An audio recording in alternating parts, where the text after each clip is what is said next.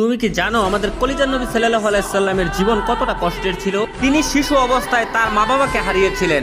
মানুষ তাকে এতিম বলে গালি দিত, তার পবিত্র গালে থাপ্পড় মারত। অসহায় নবীর কান্না ছাড়া আর কোনো পথ ছিল না। নবুয়ত পাওয়ার পর তার আপনজনরাই হয়ে ওঠে তার চিরশত্রু। তাকে পদে পদে হত্যার চেষ্টা করা হয়। মানুষ তার শরীরে ময়লা আবর্জনা ছুঁড়ে মারত, তার রাস্তায় কাটা বিছিয়ে রাখতো। মানুষ তার শরীরে পাথর মারত।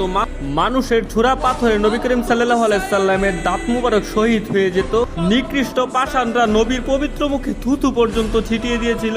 নবী করিম সাল্লাল্লাহু আলাইহি সাল্লামের কষ্টের দহন আরো বাড়লো যখন তার শিশুকালে কলিজার 3 পুত্র সন্তান ইন্তেকাল করেছিল। আবার কলিজার নবীর ঘরে চুলাও জ্বলতো না। ঈদের দিনও তিনি না খেয়ে ঈদগাহে যেতেন। ইসলামের জন্য আমার নবী 3 বছর গাছের পাতা খেয়ে বেঁচেছিলেন। এত কষ্টের মাঝে থেকেও আমাদের কলিজার নবী আমাদের জন্যই শুধু কেঁদেছেন। আমার এই অসহায় নবীকে যদি ভালোবাসো তাহলে কমেন্টে লেখো আই লাভ মুহাম্মদ।